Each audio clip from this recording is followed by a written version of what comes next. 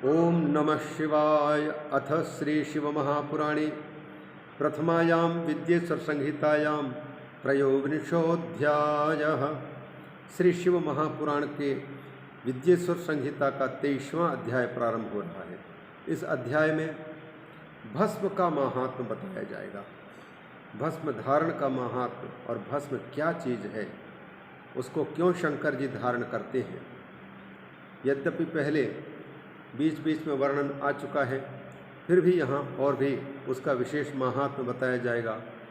शंकर के भक्त रुद्राक्ष धारण करते हैं तो रुद्राक्ष की महिमा बताई जाएगी।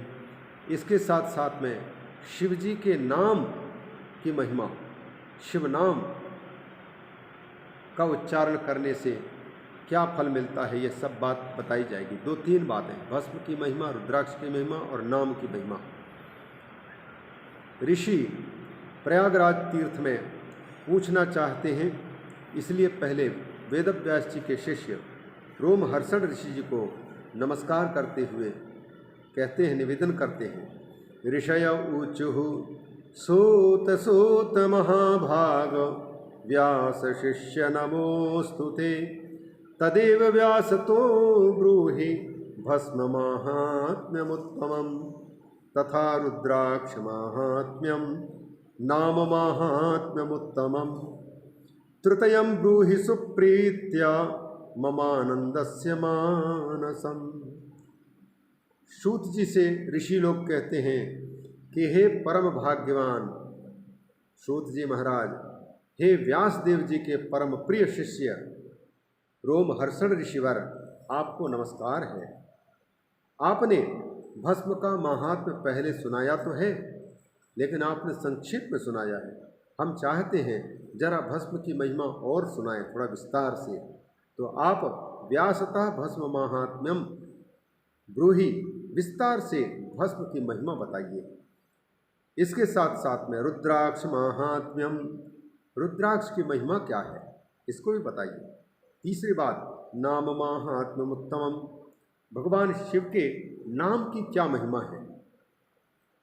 ये 3 प्रश्न हैं, 3 जिज्ञासाएं हैं। इन जिज्ञासाओं को आप कृपा करके बताइए। क्यों?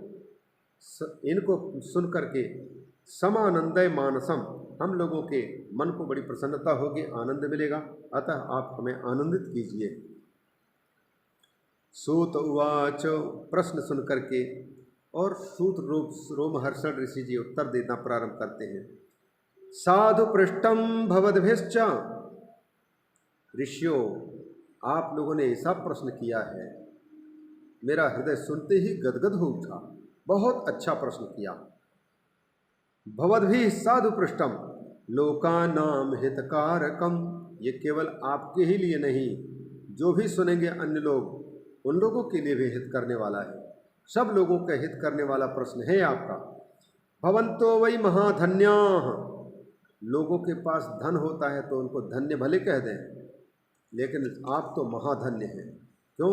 क्योंकि आप लौकिक धन वाले नहीं, अलौकिक धन के बारे में प्रश्न कर रहे हैं। महाधन्या पवित्रा कुलभूषणा, परम पवित्र हैं। सचमुच आप अपने कुल के, जिस वंश में उत्पन्न हुए हैं उसके, और अभी जिस संप्रदाय में दीक्षित होकर साधना कर रहे हैं उस संप्रदाय के, उनके आप साक्षात भूषण हैं। संप्रदाय भूषण, कुलभूषण, साधु भूषण, मुनि भूषण हैं आप, जो इस प्रकार के प्रश्न रख करके, जिज्ञासा रख करके मुझे भी पवित्र होने का अवसर दे रहे हैं।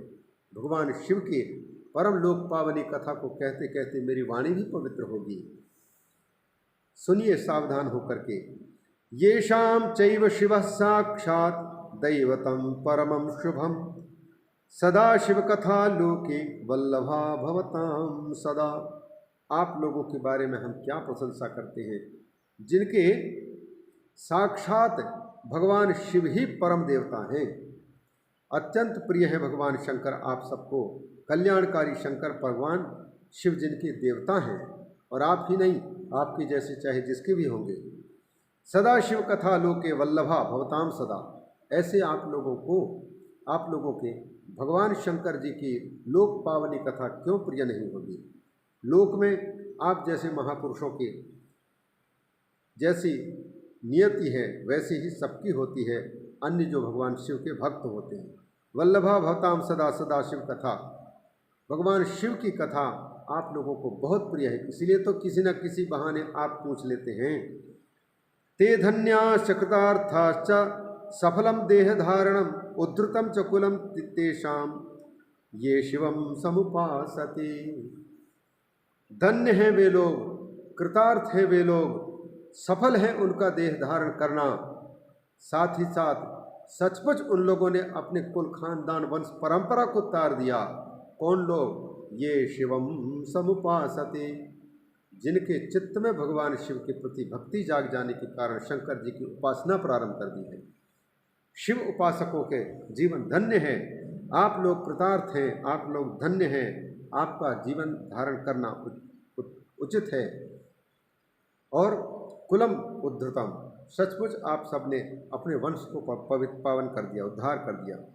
सुनिए, अब आप लोगों ने पूछा है शिव नाम महात्म्य, रुद्राक्ष का महात्म्य और भस्म का महात्म्य जो सुनना चाहे, तो सबसे पहले भगवत प्रेरणा से हमें लगता है कि शिव नाम के बारे में पहले सुन लो।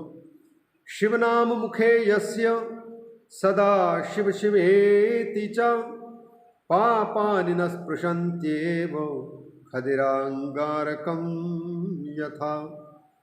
जिनके मुख में शिव जी का परम पवित्र नाम शिव शिव शिव शिव शिव शिव ये नाम विराज रहा है, जिनके मुख में पापानि न स्पृशन्त्येव, ऐसे लोगों को पाप कभी छू नहीं सकता। कैसे? खदिरांगारकम यथा, जैसे खदिर वृक्ष के अंगार को छूने का साहस सबके नहीं हो सकती है। एक बार स्पर्श करके देखो कितना लगता है। लोहे को स्पर्श करके अथवा कहीं धोखे से यदि बिल्कुल उबलता हुआ प्लास्टिक कहीं शरीर में पड़ जाए तो क्या स्थिति होती है। पापानि न स्पृशन्ति व खदिरांगारकम यथा, खैर वृक्ष के लकड़ी के अंगार को कोई छुए तो कितना गर्म होता, छूने की इच्छा नहीं कर पाता, फिर नहीं छू सकता। वैसे ही पाप उस व्यक्ति को स्पर्श नहीं कर सकते जिनके मुख में शिव शिव शिव शिव यह नाम विराज रहा है। श्री शिवाय नमस्तुभ्यं मुखं व्याहरते सदा तन्मुखं पावनं तीर्थं सर्वपावन सर्वपाप विनाशनम। जिनके मुख में श्री शिवाय नमस्तुभ्यं, श्री शिवाय नमस्तुभ्यं, शिव जी भगवान आपको नमस्कार, शिव प्रभु आपको नमस्कार, यही श्री शिवाय नमस्तुभ्यं, श्री शिवाय नमस्तुभ्यं यही मुख से निकलता रहता है तो कहते हैं तन्मुखम पावनम तीर्थम, वह मुख ही परम पावन तीर्थ बन गया। और कैसा तीर्थ? सर्व पाप विनाशनम, सब प्रकार के पापों को समाप्त करने वाला वो तीर्थ है जिस मुख में श्री शिवाय नमस्तुभ्यम, शिव जी को नमस्कार है, ऐसा कहने वाला श्री शिवाय नमस्तुभ्यम यह वाणी विराजमान है। तन्मुखम च तथा यो वै पश्यति, तन्मुखम च तथा यो वै पश्यति प्रीतिमान नरः तीर्थजन्यम फलम तस्य भवति इति सुनिश्चितम। इतना ही नहीं, तन्मुखम च तथा यो वै पश्यति प्रीतिमान नरः, जो भी प्रीतिमान नर अर्थात भगवान का भक्त व्यक्ति उस शिव शिव शिव शिव कहते हुए को देख लिया तो उसको भी तीर्थजन्य फल की प्राप्ति हो जाती है। तीर्थ में स्नान करने का फल, वह सुख समस्त पापों सुख मुख। कहते हैं जो मनुष्य प्रसन्नतापूर्वक उस मुख का दर्शन करता है उसे निश्चय ही तीर्थ सेवन जनित फल प्राप्त होता है। बताइए, जो शिव शिव शिव शिव श्री शिवाय नमस्तुभ्यम कहता है उसका मुख तो परम पावन तीर्थ बन जाता है, सारे पापों को समाप्त करने वाला। लेकिन ऐसा उच्चारण करते हुए किसी ने अगर उसका मुख देख लिया तो उसको तीर्थ स्नान करने का फल प्राप्त हो जाता है। बड़ी विचित्र बात, बिना तीर्थ यात्रा किए ही तब तो फिर बहुत अच्छा है। जहाँ पर कोई शिव शिव शिव शिव नाम जपने वाला हो वो उन्हीं के संपर्क में रहे, कान से सुनने को मिले, उनका मुख दर्शन करने को मिले, रोज के रोज तीर्थ स्नान का फल प्राप्त होता रहे। यत्र त्रयं सदा तिष्ठेत एतत् शुभतरं द्विजाः तस्य दर्शनमात्रेण वेणी स्नान फलम लभे। हे ब्राह्मणों, शिव जी का नाम शिव जी को प्रिय लगने वाला शिव भस्म और शिव जी का प्रिय रुद्राक्ष, ये तीनों के तीनों मानो गंगा यमुना सरस्वती ये तीन की त्रिवेणी है प्रयागराज तीर्थ में। वैसे ही ये तीन के दर्शन मात्र से किसके, शिव नाम, शिव भस्म और रुद्राक्ष, यत्र त्रयम सदा तिष्ठेत एतत् शुभतरम, ये शुभ से शुभ है, परम पावन से पावन है। ये जहाँ कहीं भी रहेंगे तीनों के तीनों, तो उस व्यक्ति के या उस जगह के दर्शन मात्रेण वेणी स्नान फलम लभेत, त्रिवेणी में स्नान करने का फल उसको प्राप्त हो जाता है। शिवनाम विभूतिश्च तथा रुद्राक्ष एव च, तीनों का नाम ले दिया, शिव जी का नाम, शिव जी की विभूति, शिव जी का रुद्राक्ष। एतत्त्रयम् महापुण्यम त्रिवेणी सदृशम स्मृतम, ये तीनों के तीनों अत्यंत पवित्र हैं, जैसे गंगा यमुना और सरस्वती का संगम त्रिवेणी पवित्र है, वैसे ही ये तीन के तीन अत्यंत पवित्र हैं। अतः जिनके जीवन में ये हैं शिव जी नाम और विभूति और रुद्राक्ष ये हैं, तो जिस जगह में होंगे परम पवित्र तीर्थ रूप तो है, ये तीर्थ स्नान रोज का रोज हो रहा है उनका। एतत्त्रयम् शरीरे च यस्य तिष्ठति नित्यशः, और जिसके शरीर में ये तीनों भगवान शिव का नाम, भस्म, साथ ही साथ रुद्राक्ष जिनके शरीर में है, यस्य शरीरे तिष्ठति नित्यशः, हमेशा रहते हैं, तो तस्यैव दर्शनम लोके दुर्लभम पापहारकम, ऐसे व्यक्ति का दर्शन यदि मिल जाए तब तो कहना ही क्या, बड़ा कठिन है। लेकिन ये तीनों के तीनों एक साथ का मिलना, शंकर जी का नाम जपने वाला, साथ ही साथ रुद्राक्ष धारण किया हुआ भक्तिपूर्वक दिखावा के लिए, और भस्म धारण किया हुआ हो, भगवान को समर्पित किया हुआ प्रसाद रूप में, ऐसा ये तीनों को धारण करने वाले व्यक्ति का दर्शन बहुत कठिन है। तस्यैव दर्शनम लोके दुर्लभम, और मिल गया तो फिर पापहारकम, सारे पापों का नाश होना होता है, तभी ये संगति हो सकती, मिल सकते हैं। तद्दर्शनम यथा वेणी नोभयोरंतरम मना, उनका दर्शन ठीक वैसा ही है जैसे त्रिवेणी का दर्शन है। नोभयोः अंतरम मना, त्रिवेणी के दर्शन में और रुद्राक्ष शिवनाम और विभूति के धारण करने वाले व्यक्ति के दर्शन में, दोनों के दर्शन बराबर फल देने वाले हैं। एवं यो न विजानाति सपापृष्ठो न संशयः, लो बोलो, कहते हैं इस प्रकार से जो जानता नहीं है, नहीं जानता माने नहीं जानने के कारण कोई दर्शन नहीं कर पाता या नहीं धारण कर पाता, तो उसको कहते हैं वो तो बड़ा पापी आदमी है, जो कि इस चीज़ को भी नहीं जान पाया, इतने सरल को।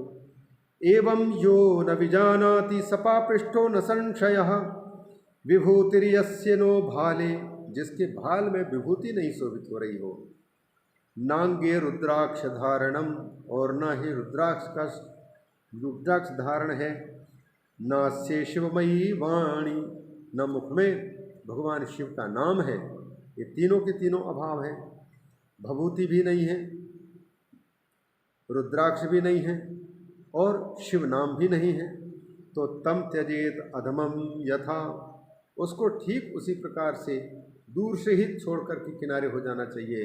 यथा अधमम, जैसे कोई अधम से अधम व्यक्ति है, उसकी संगति नहीं करना चाहता कोई, वैसे ही मान करके इसको त्याग कर देना चाहिए, छोड़ देना चाहिए। शैवम नाम यथा गंगा विभूतिर्यमुना मता, रुद्राक्षम विधिजा प्रोक्ता सर्व पाप विनाशिनी, का क्या बात। शैव नाम यथा गंगा, शिव जी का नाम और गंगा, बोले ये गंगा के ही तो समान समझो, गंगा है शिव नाम जैसे गंगा है, विभूतिर यमुना मता, भस्म यमुना महारानी है, और रुद्राक्षम विधिजा प्रोक्ता, और रुद्राक्ष ये साक्षात विधि ब्रह्मा जी, विधिजा मतलब सरस्वती, ठीक है, रुद्राक्षम विधिजा प्रोक्ता, और रुद्राक्ष ये साक्षात भगवती सरस्वती है, जो कि सर्व पाप विनाशिनी, सारे पापों को समाप्त करने वाली। सरस्वती कहीं प्रकट होती है, कहीं लुप्त होती है, सब समय नहीं दिखती है, इसलिए जैसे वो सरस्वती, गंगा और यमुना ये तीनों, क्योंकि त्रिवेणी है, गंगा यमुना सरस्वती की त्रिवेणी, उसी प्रकार से शिवनाम, विभूति और रुद्राक्ष ये भी गंगा यमुना सरस्वती ही तुल्य हैं, सारे पापों को नाश करने वाली। शरीरे च त्रयं यस्य सफलम तत्फलम चैकतः शिव स्थितम, एक तो वेणिकायाश्च स्नानजम तो फलम बुधई, शरीरे च त्रयं यस्य तत्फलम चैकतः स्थितम। पहले समय की बात बता रहे हैं कि हितकारी ब्रह्मा जी ने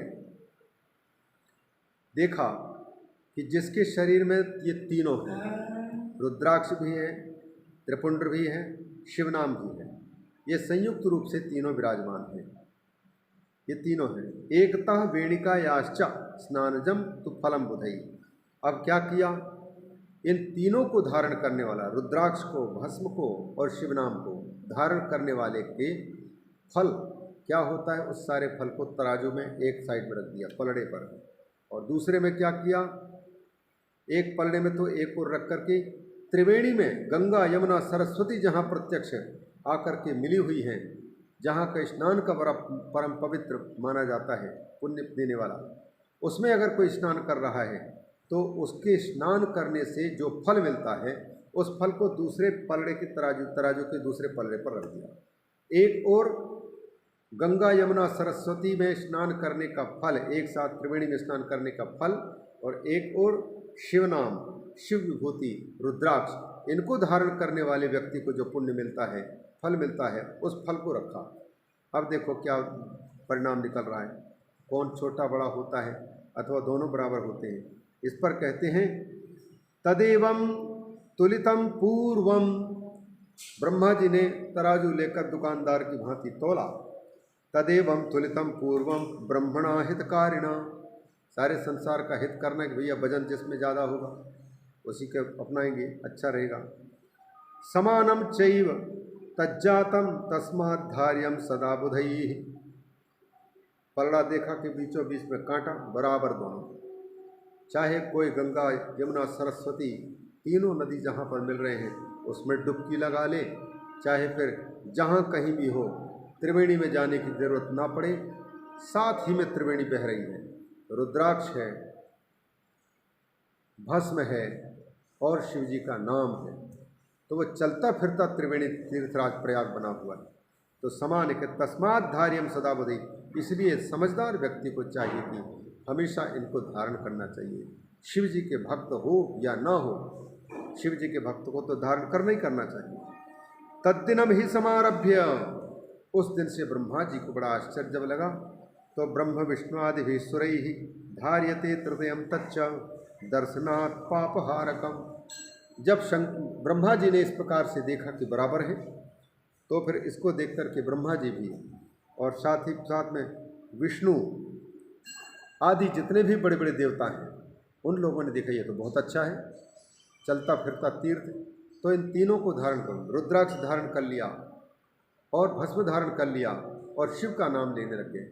और इससे क्या हुआ, अब ब्रह्मा का दर्शन, विष्णु का दर्शन भी जो करता है, तो भगवान शंकर से संबंधित इन चीज़ों को धारण करने के कारण विष्णु के दर्शन से भी पुण्य मिलने लग गया, ब्रह्मा के दर्शन से भी पुण्य मिलने लग गया, इंद्र के भी दर्शन से पुण्य मिलने लग गया। और इसे देखा देखी सब लोग रुद्राक्ष को और भस्म को और शिव नाम को अपनाने लगे कि भैया घर बैठे हमको त्रिवेणी में स्नान करने का फल मिल रहा है। तो ब्रह्म विष्णुआदि भी सुरई धार्यते तृतयम तच्चा दर्शनात् पापहारकम, दर्शन मात्र से पापों को हरने वाले इन तीनों चीज़ों को धारण करते हैं।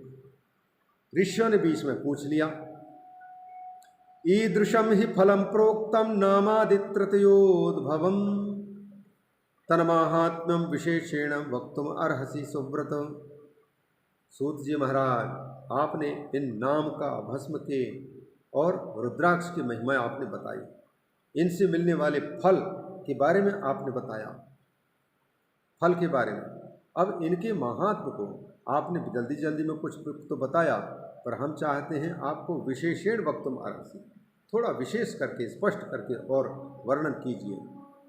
सूत उवाच ऋषयो हि महाप्राज्ञाः सच्चैव ज्ञानिनां वराः तन्माहात्म्यं हि सद्भक्त्या शृणुतादर्तो धिय द्विजाः। हे महाप्राज्ञाः ऋषयः, ज्ञानियों में सर्वश्रेष्ठ हे महाप्राज्ञ संतो, और सच्चैवाह परम शैव हैं आप सब, ज्ञानिनाम वराह, ज्ञानियों में तो श्रेष्ठ है ही हैं। अब आप लोगों ने जो पूछा है उसको, उसके महात्म को मैं भक्तिपूर्वक कह रहा हूँ, इसलिए आप भी भक्तिपूर्वक आदरपूर्वक इसको सुनिए। है तो यह बड़ा गूढ़, फिर भी हम कहेंगे। सुगूढ़मपि शास्त्रेषु पुराणेषु श्रुतिष्वपि भवत्स्नेहान् मया विप्राः प्रकाशः क्रियते धुना। देखिए, कहते हैं पुराणों में, वेदों में, पुराणों में और वेद मूलक पुराण मूलक शास्त्रों में यह बात बिल्कुल प्रकट नहीं है, छिपा हुआ है, बहुत गूढ़ है। सुगूढ़म, इसलिए साधारण लोगों को ग्रंथ पढ़ करके इसका ज्ञान हमको हो जाए, चाहने वालों को ये ज्ञान मिलता नहीं है। ये ज्ञान तो गुरु परंपरा से प्राप्त होता है, इसलिए गूढ़ होने के कारण इसके लिए तो पात्रता चाहिए। आप लोग पूछे हैं, अतः पूछने वाले को बताना चाहिए। ना पृष्ठा कस्यचित् ब्रूयात्, जब तक कोई जिज्ञासा ना करे तब तक बताना उचित नहीं है। ऐसा समझ करके लोग बताते नहीं। जिसको प्यास लगी नहीं है उसको पानी पिलाएं हम कि भैया हमारे मान रखने के लिए एक बाल्टी पानी पी लो। अब उसकी इच्छा नहीं और प्यास भी नहीं, ज़बरदस्त पिएंगे तो उसकी तबीयत खराब हो सकती, नुकसान कर सकता है। तो उससे ना तो पुण्य मिलेगा ना पीने वाले की प्यास मिटेगी। भूखा नहीं है, पेट भरा हुआ है और उसको ज़बरदस्त हम खिलाए जा रहे हैं तो उससे पुण्य नहीं मिलेगा। कहीं बीमार हो गया तो फिर उल्टा पाप लग सकता है। वैसे ही जहाँ पर सुनने की इच्छा होती है वहाँ पर गुप्त से गुप्त बात बताने में भी कोई अपराध नहीं है। सुगूढ़म कि उसको नहीं छिपाते हैं, अधिकारी जहाँ पाते हैं। तो तन्माहात्म्यम ही सद्भक्त्या शृणुतादर्तो धिया द्विजाः, बड़े आदरपूर्वक इसको श्रवण करें। भवत् स्नेहात्मया प्रकाशा क्रियते, मैं उसका प्रकाशन कर रहा हूँ। कस्तत्तृतय माहात्म्यम सज्जानाति द्विजोत्तमाः, महेश्वरं विना सर्वं ब्रह्मांडे सदसत्परम। रोमहर्षण ऋषि जी कह रहे हैं उसको अगले भाग में।